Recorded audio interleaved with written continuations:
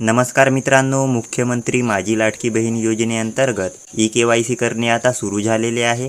या ई-के.वाय.सीच्या माध्यमातून तुमची पात्रतेची पडताळणी केली जाणार आहे। त्यामुळे तुम्हाला 2 महिन्यांच्या आत ई-के.वाय.सी करणे बंधनकारक आहे। मागच्या व्हिडिओत आपण शासनाच्या जी.आर. नुसार याबद्दलची माहिती पाहिलो। आजच्या व्हिडिओत आपण ई-के.वाय.सी कसे करावे याची संपूर्ण प्रोसेस पाहणार आहोत। अगदी सोपी प्रोसेस आहे, तुम्ही आपल्या मोबाईलवरून सुद्धा करू शकता। तर व्हिडिओ नक्की शेवटपर्यंत पहा। व्हिडिओवर संपूर्ण प्रोसेस सांगितलेली आहे आणि चॅनलवर जर तुम्ही पहिल्यांदा आले असाल तर आमच्या चॅनलला सबस्क्राइब करून ठेवा। अशाच प्रकारची महत्त्वपूर्ण माहिती तुम्हाला भेटत राहील। तर चला मित्रांनो, व्हिडिओला सुरू करूया।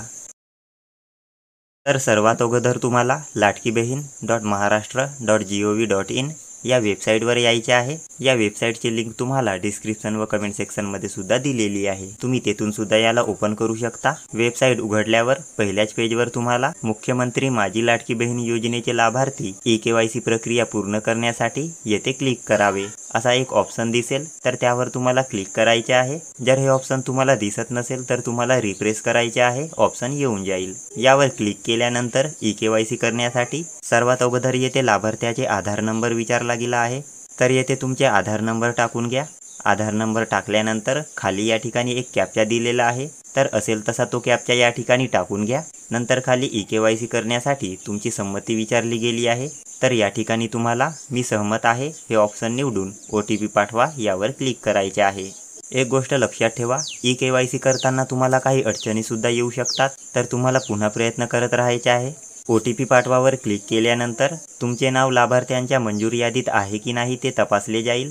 जर तुमचे नाव योजनेच्या मंजूर यादीत नसेल तर तुम्हाला अशा प्रकारचा मेसेज दाखवला जाईल।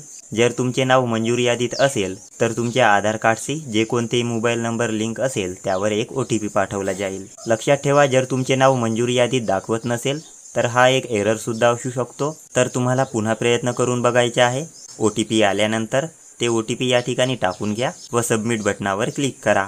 क्लिक केल्यानंतर आता तुम्हाला तुमच्या वडिलांची किंवा पतीची माहिती द्यायची आहे, तर येथे त्यांचे आधार नंबर विचारला गेला आहे।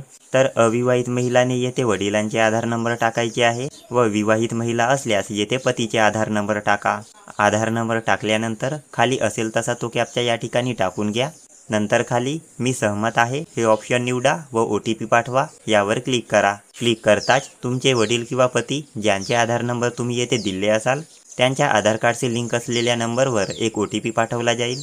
ते OTP येथे टाका व सबमिट बटनावर क्लिक करा। क्लिक केल्यानंतर आता येथे तुमच्या जातीचे प्रवर्ग विचारला गेला आहे, तर अनुसूचित जाती जमाती इतर मागासवर्ग जे काही तुमची जाती असेल ते येथून निवडून घ्या।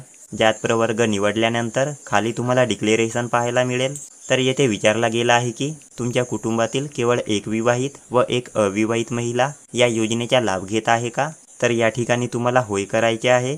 जर तुमच्या कुटुंबात 2 पेक्षा जास्त लाभार्थी असतील तर येथे तुम्ही नाही हे ऑप्शन निवडू शकता। नंतर येथे विचारला गेला आहे की तुमच्या कुटुंबातील सदस्य नियमित किंवा कायम कर्मचारी म्हणून सरकारी विभाग किंवा उपक्रम किंवा मंडळ किंवा भारत सरकार किंवा राज्य सरकारच्या स्थानिक संस्थेमध्ये कार्यरत नाही किंवा सेवानिवृत्तीनंतर निवृत्ती वेतन घेत नाहीत। तर या ठिकाणी तुम्हाला एक छोटासा बॉक्स दिसेल, त्यावर क्लिक करून येथे तुम्हाला होय करायचे आहे। जर तुमच्या कुटुंबातील सदस्य सरकारी नोकरीत असेल किंवा त्यांना पेन्शन जर मिळत असेल तर येथे तुम्ही नाही हे ऑप्शन निवडू शकता। सर्व माहिती दिल्यानंतर या चेकबॉक्सवर तुम्हाला क्लिक करायचे आहे। लक्षात ठेवा, तुम्ही दिलेली माहिती खोटी असल्यास तुमच्यावर कार्यवाही सुद्धा होऊ शकतो, तर शक्यतो येथे खरी माहिती द्या। चेकबॉक्सवर क्लिक केल्यानंतर आता खाली सबमिट बटनावर क्लिक करा।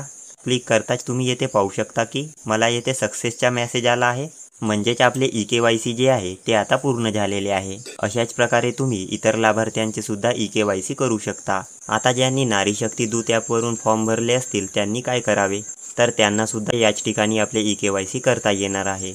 एक गोष्ट लक्षात ठेवा, ई-के.वाय.सी करताना तुम्हाला बरेचसे अडचणी येऊ शकतात, त्यामुळे तुम्ही तुमचे ई-के.वाय.सी हे रात्रीच्या वेळेस किंवा सकाळी लवकर उठून करा, जेणेकरून तुम्हाला कोणतेही प्रॉब्लेम येणार नाही। तर अशा प्रकारची आजची ही माहिती होती। हा व्हिडिओ जास्तीत जास्त आपल्या मित्रांना व नातेवाईकांना पाठवा, जेणेकरून त्यांना सुद्धा ही माहिती कळेल। व व्हिडिओ जर तुम्हाला आवडला असेल तर व्हिडिओला लाईक करा व अशाच प्रकारची महत्त्वपूर्ण माहितीसाठी आमच्या चॅनलला सबस्क्राईब करा।